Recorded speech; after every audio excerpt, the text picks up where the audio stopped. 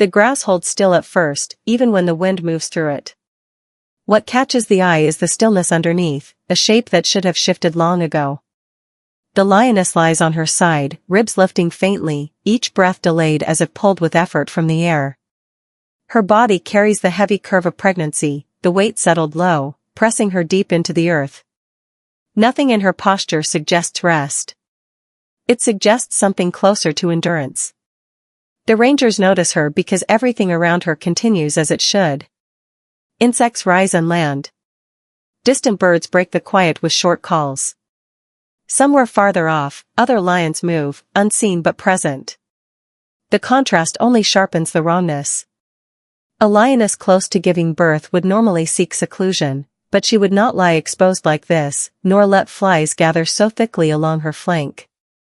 Her tail stays still, dust clinging to its dark tip.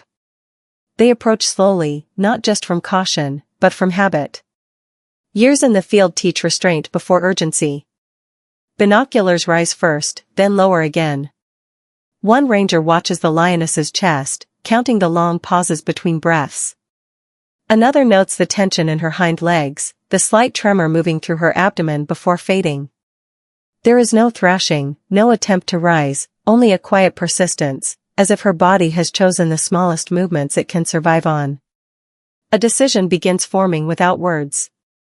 Intervention is not the default here. Wild animals are left to their own outcomes unless something has clearly crossed a line, where suffering outweighs interference. The rangers do not speak right away. They listen, watch, and wait, letting certainty arrive on its own. It comes slowly, through details that refuse to be dismissed. The lioness lifts her head once, just a few inches, and lets it fall back into the grass. Her ears twitch, responding to sounds she no longer has the strength to track. When she exhales, a low sound escapes her throat. Not a call, not a warning, just air forced through a tired body. Her eyes remain open, unfocused, the amber dulled by exhaustion. One ranger moves closer and lowers his voice. "She's not right," he says, barely louder than the wind. No one disagrees. There is no rush to act, but the stillness grows heavier now, weighted with responsibility. They know the risks of approaching a lioness, especially one carrying cubs, but they also know the risks of doing nothing. They circle carefully, keeping their distance, watching for any sign of aggression or fear. There is none. The lioness does not track them. Her attention stays inward, drawn by whatever strain is holding her down. The grass parts slightly as her belly tightens, then relaxes again. Time stretches in these moments, each minute measured by breath and silence. The first decision is small. They mark the location, call it in, request guidance. No heroism enters the thought process, only concern shaped by experience and the recognition that this scene does not belong to chance alone. As they wait, one ranger kneels, steadying himself, eyes never leaving her chest. When the sun drops a fraction, light softens across the savanna. Shadows lengthen, brushing the lioness's body with cooler air. She exhales again, slower this time, and the grass bends gently around her form. Somewhere far off, a herd moves, the sound carried faintly on the wind. And here, everything holds still. Waiting. The rangers remain where they are, watching light fade, knowing night will arrive whether they act now or not.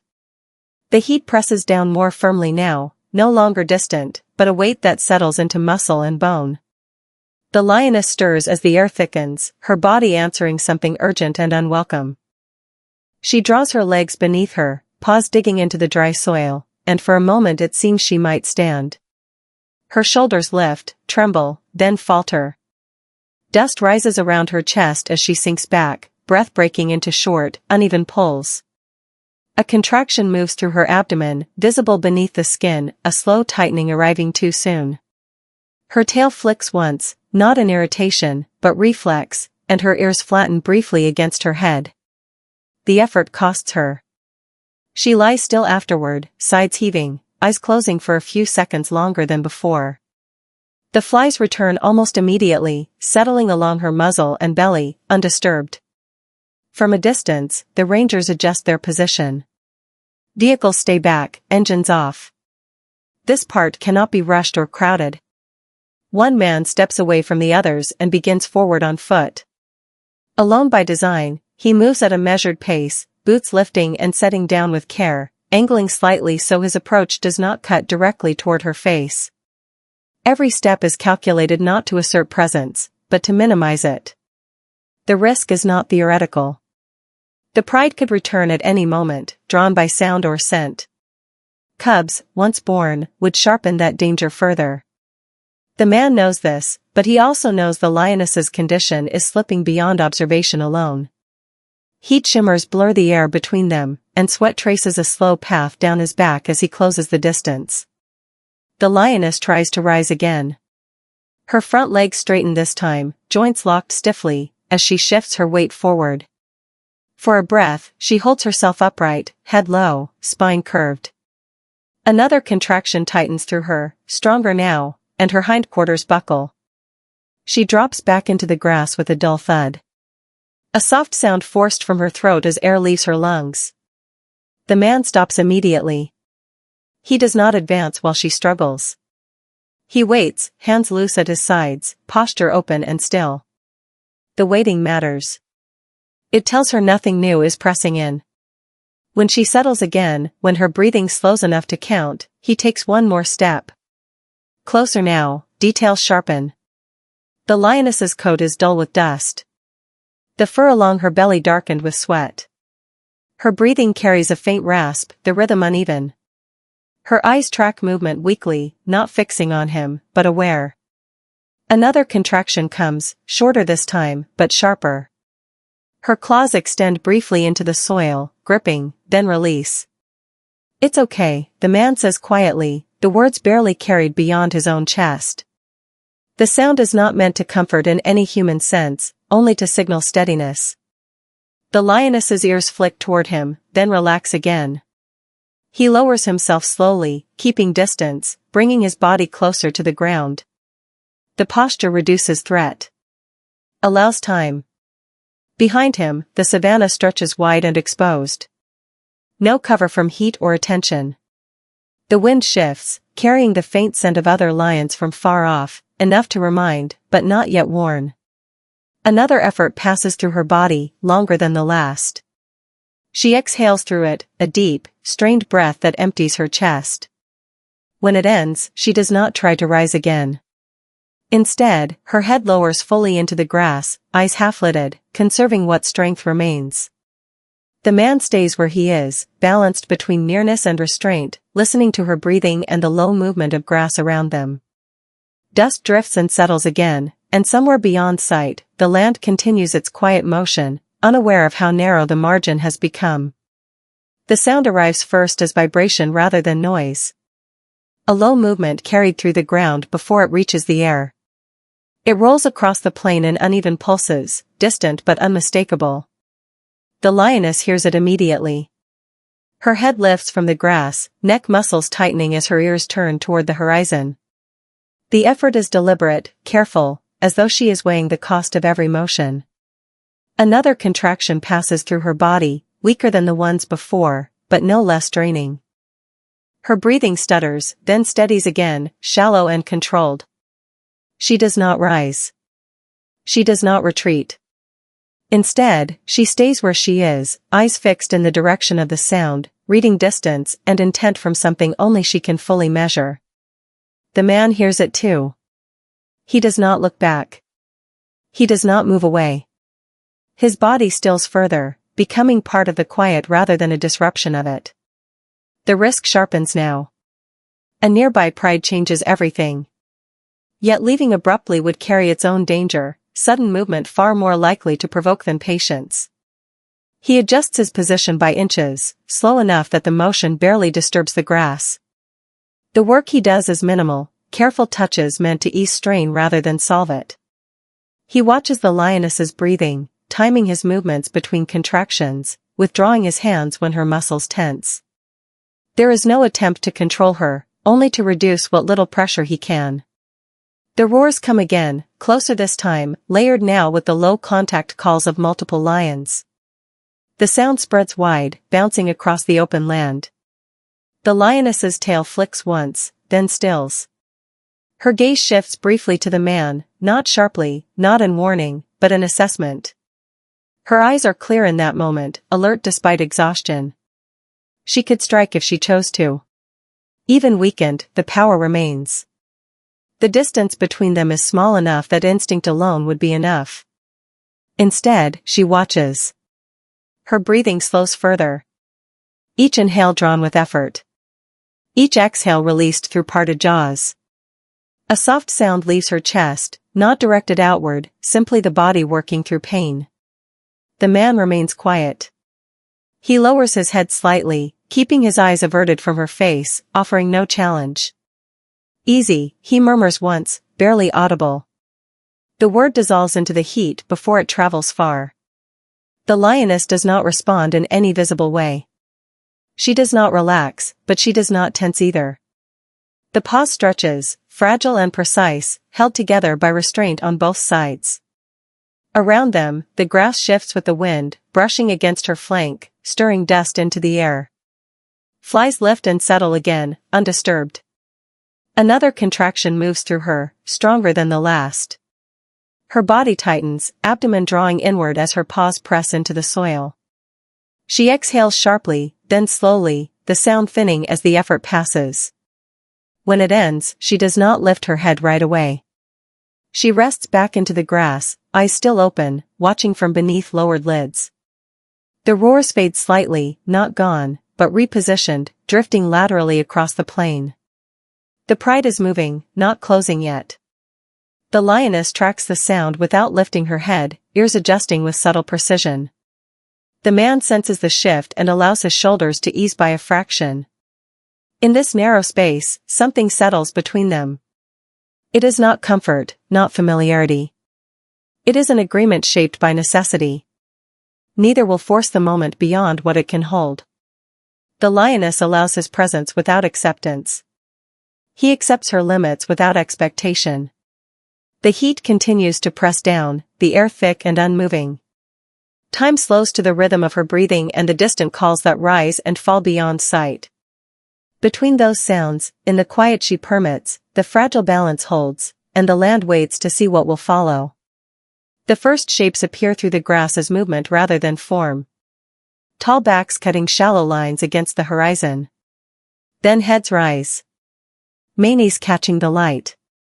Shoulders rolling with controlled force. The pride does not arrive all at once. It gathers, spreads, closes space without sound. Males move to the outer edge first, heavy and deliberate, their presence shifting the air. Females follow, leaner bodies taut, eyes fixed on the lioness in the grass. The man registers them without turning fully. His body reacts before his thoughts do. Muscles tightening, weight shifting back. He knows the moment has reached its edge. There is no calculation left to make. Retreat now is the only option that remains intact. He brings his hands back toward his body slowly, keeping them visible, careful not to break the stillness he has worked to preserve. The lioness lifts her head again, higher this time. Her ears turn toward the approaching lions, reading each step, each breath. She does not rise. She does not call. Her body remains grounded, white against the earth. As another contraction begins to build, it comes stronger than the last, longer, drawing a low sound from her chest. As her abdomen tightens deeply, the pride closes into a wide arc, not rushing, not hesitating.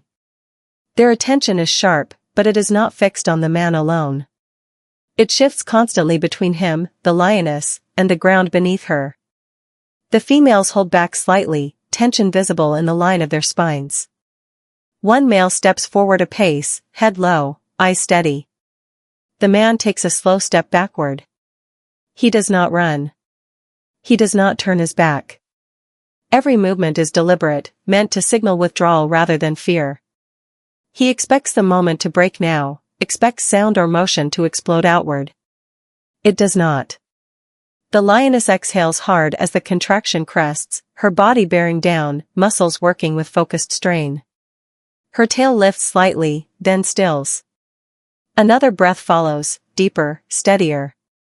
The effort sharpens, then resolves. In the grass beneath her, something shifts, subtle but unmistakable.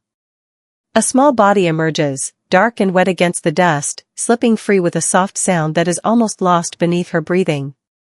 The lioness lowers her head immediately, nose touching the ground, scenting. She remains still for a long second, breath held, then releases it slowly. The pride reacts at once, but not with violence. The nearest female steps closer, head lowered, movements precise and contained. The male stops advancing, his posture changing, tension redistributing, no longer aimed outward. The circle holds, but its energy shifts inward, drawing around the lioness rather than pushing against what stands beyond her. The man freezes where he is. He does not move another step. He barely breathes. The lioness nudges the newborn once with her muzzle, a careful motion, then again, firmer. The small body responds with a faint movement, limbs drawing in. The lioness breathes deeply, evenly now, her focus narrowing fully. The world contracts to what lies in front of her. One of the females approaches within a few body lengths, and stops. She lowers herself into the grass, eyes on the cub, ears forward. Another follows, then another, forming a quiet presence rather than a barrier. The male turns his head briefly toward the man, assessing, then looks away again, attention redirected. The man takes that moment. He eases backward, step by measured step, until the grass thickens between them. No one follows. No sound marks his departure. The pride closes the space he leaves behind without urgency, bodies settling, forming shade and shelter around the lioness and her cub. As the sun sinks lower, light softens across the plain. The grass moves gently around the gathered lions, and the air carries only quiet breath and distant wind. At the center, the lioness lowers herself fully, her body curved protectively, while the pride rests into stillness around her, the land returning to its slow, watchful calm. Dawn arrives without ceremony, light thinning the dark rather than breaking it. The savanna shifts color slowly, grass lifting its heads as cool air moves through where the pride had gathered hours before. Bodies begin to stir, muscles stretching, heads lifting. The night stillness loosens its hold. The lioness rises carefully, testing her weight before committing to it. Her movements are slower than usual, but they are controlled now. No longer burdened by the earlier strain. She stands with her legs braced wide, breathing deep, the rhythm steadier than it had been since the day before. Beneath her, the grass parts and settles again, concealing what she guards. The cub remains hidden, pressed close, its presence known only by the way the lioness adjusts herself, angling her body to shield and steady. She lowers her head once, nose brushing downward, a brief check guided by scent and touch. The small form shifts faintly, then stills, around her. The pride gathers without sound. Females rise first, their movements fluid, eyes scanning the plain as the light grows. One male stands apart, facing outward, mane lifting slightly in the breeze. There is no tension now, only awareness. The danger that sharpened the night has receded with the dark. They begin to move as one, not hurried, not cautious. The lioness steps forward, pauses, then steps again, each motion measured to keep the cub close and protected. The others adjust instinctively, tightening their formation just enough to obscure what travels at the center. Grass bends beneath their passage, and springs back behind them, leaving no clear trace. From a distant rise, the man watches. He has not moved closer. He does not need to. His presence remains light on the land, a quiet witness rather than a mark left behind. He stands still, binoculars lowered, hands resting loosely at his sides. In the growing light, the lions blend with the landscape, their colors pulling them back into the savanna as if they had never paused there at all. The pride moves steadily east, toward thicker grass and shadowed ground, where the day will warm more slowly. The cub stays unseen, carried in scent and shape rather than sight. The lioness does not look back. Her focus stays forward, body aligned with the others, strength returning with each step. The man exhales once, a long breath he had not realized he was holding. He does not speak. There is nothing to add to what has already passed. The distance between him and the pride widens naturally, without effort from either side. As the sun clears the horizon, its light spills across the plain, catching the edges of grass, warming the dust. Birds begin to move, calls threading softly through the air. Somewhere far off, a herd shifts direction, hooves stirring the earth. The lions disappear into the taller growth, forms dissolving into movement, then into nothing at all. The place where they had been stands empty now, grass unmarked, air undisturbed.